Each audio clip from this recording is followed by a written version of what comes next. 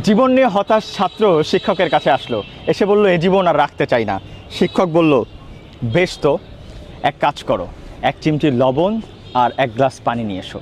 শিক্ষক লবণের চিমটিটা পানিতে মিশিয়ে দিয়ে ছাত্রকে বলল এবার খাও।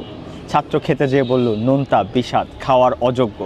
এবার শিক্ষক সামনে থাকা সুইমিং পুলে এক চিমটি লবণ দিয়ে বলল এখান থেকে এক গ্লাস পানি তুলে খাও। ছাত্র খেয়ে বলল বেশ স্বাদ, ঠিকঠাক আগের মতো।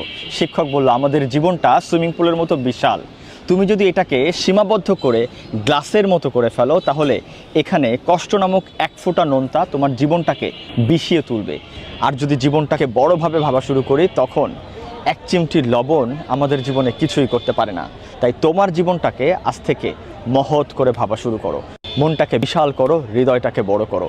তখন দেখবে এ ধরনের ছোটোখাটো কষ্টের জন্য তুমি তোমার জীবনটাকে শেষ করার কথা ভাবতেই পারো না।